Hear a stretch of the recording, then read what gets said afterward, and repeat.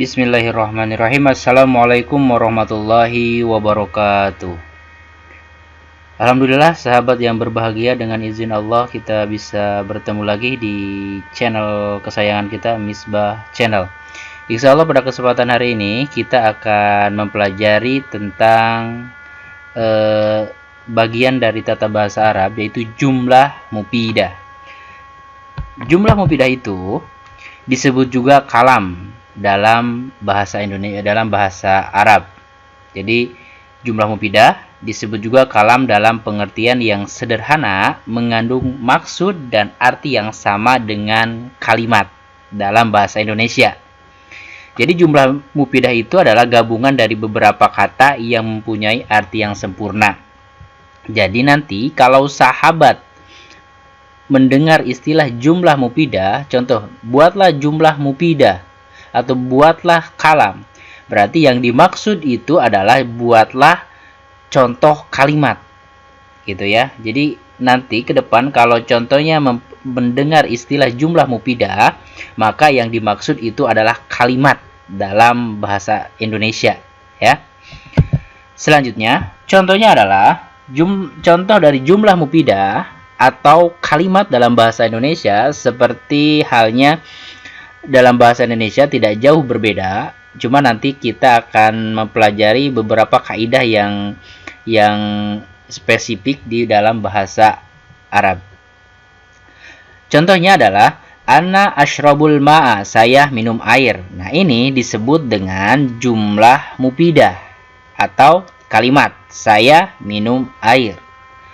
Wada'al qasimu na'lahu firrafin, Qasim meletakkan sandalnya di rak.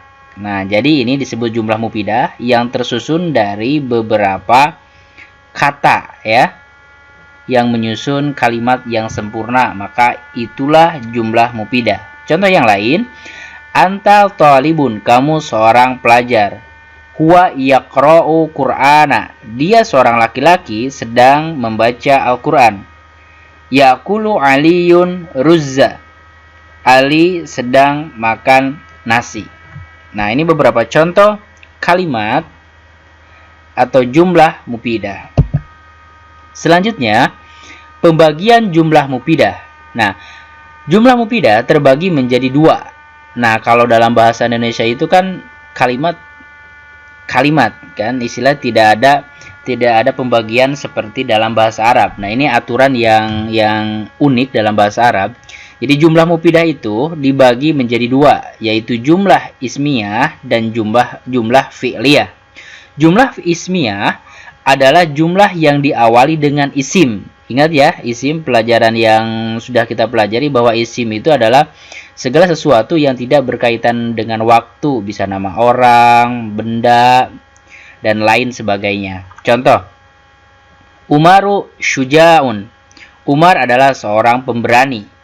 Nah, maka ini disebut dengan jumlah ismiyah. Kenapa disebut dengan jumlah ismiyah? Karena diawali dengan isim. Nah, kalimat Umaru syuja'un ini diawali dengan isim. Nah, maka nanti ketika sahabat menemukan jumlah yang diawali dengan isim, itu pasti jumlah ismiyah. Contoh yang lain, Ahmadu dakhalal masjidah, Ahmad telah masuk masjid. Nah, maka di sini awalnya itu adalah isim. Nah, maka disebutlah ini adalah jumlah ismiyah. Contoh selanjutnya, Aliyun yaqra'u darsa, Ali sedang membaca pelajaran. Nah, ini disebut jumlah ismiyah ini karena diawali dengan isim. Apa isimnya ini? Ini adalah nama orang, ya. Selanjutnya, Abi yusolli fil masjidi, ayahku sedang sholat di masjid. Nah, ini termasuk contoh jumlah ismiyah. Kenapa? Karena diawali dengan isim, yaitu abi. Selanjutnya, Ummi tadhabu ila suki, ibu pergi ke pasar. Nah, ini termasuk jumlah ismiyah juga. Kenapa? Tadi, yaitu diawali dengan isim. Apa isimnya? Yaitu ummi. Oke, selanjutnya adalah jumlah fi'liyah Apa sih yang dimaksud dengan jumlah piliah itu? Jumlah piliah itu adalah jumlah yang didahului dengan fiil. Nah, ini kebalikan dari jumlah ismiyah. Kalau jumlah ismiyah itu adalah jumlah yang diawali dengan isim. Jadi kalimat yang diawali dengan isim. Kalau contohnya jumlah piliah itu kebalikannya, yaitu diawali dengan fiil atau kata kerja. Dakhala Ahmadu masjidah. Ahmad telah masuk masjid. Nah, ini jumlah fi'liyah. Kenapa? Karena diawali dengan fi'il. Yaqra'u Aliyun darsa. Ali membaca pelajaran. Nah, ini jumlah fi'liyah. Kenapa? Karena diawali dengan fi'il. Apa fi'ilnya? Yaqra'u, membaca. Yusolli abi fil masjidi. Ayahku sholat di masjid. Ini jumlah fi'liyah. Kenapa jumlah fi'liyah? Karena susunan jumlah ini, susunan kalimat ini diawali dengan kata kerja. Itu adalah jumlah fi'liyah. Selanjutnya yaitu tadhabu ummi ila suq. Ibu pergi ke pasar. Maka di sini adalah termasuk jumlah fi'liyah. Kenapa? Karena diawali dengan kata kerja. Ya. Selanjutnya catatannya adalah jumlah yang tersusun dari subjek dan predikat. Ya, jadi subjek dan predikat itu disebut dengan jumlah ismiyah.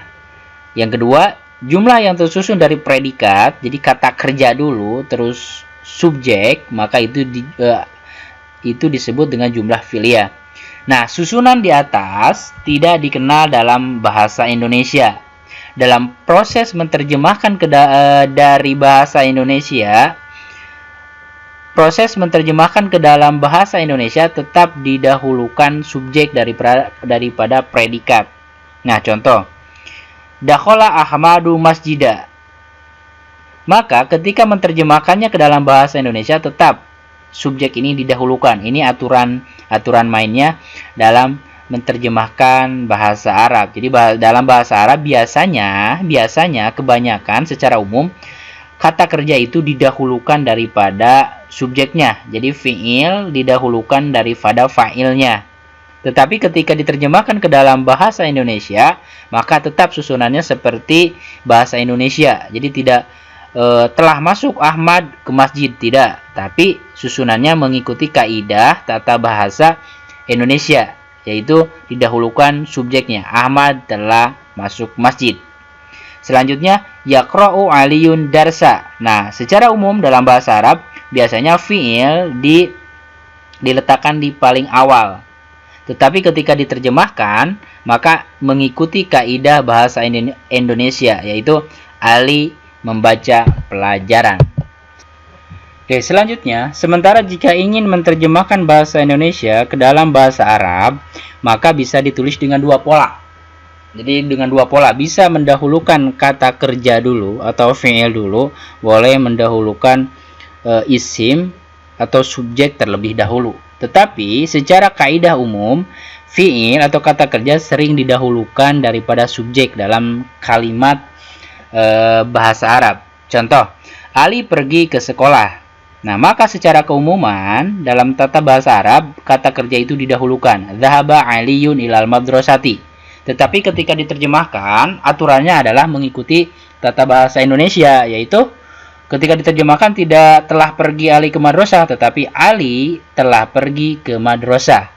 Nah, atau pola yang kedua bisa didahulukan subjeknya atau isimnya di depan. Aliyun dhahaba ilal madrasati. Ali pergi ke madrasah. Contoh yang kedua, Fatimah telah menulis surat. Fatimatu katabat risalata. Nah, boleh mendahulukan subjeknya dulu atau isim dulu. Boleh didahulukan kata kerja dulu atau fi'il terlebih dahulu. Tapi catatannya, dalam tata bahasa Arab, kalau contohnya pelakunya itu adalah perempuan atau mu'annas, maka kata kerjanya diberi tanda mu'annas. Apa tandanya? Yaitu dengan ta tanis, ya. Katabat Fatimatu risalata. Fatimah telah menulis surat. Nah, perhatikan di sini, ini berbeda. Dhahaba Aliyun. Dhahaba ini tidak diberi tanda ta tanis. Kenapa? Karena dhahaba ini subjeknya atau fa'ilnya dia mudzakkar. Nah, berarti kalau contohnya nanti fa'ilnya itu dirubah menjadi mu'annas, contohnya Fatimah, zahabat Fatimatu, maka zahabanya ini diberi tak tanis. Aturannya harus seperti itu. Dahabat Fatimatu ilal madrasati. Tetapi kalau mudzakkar, maka biasa tidak ada tambahan apa-apa. Dhahaba Aliyun ilal madrasati. Oke, sahabat, contoh selanjutnya Muhammad telah membaca Al-Qur'an.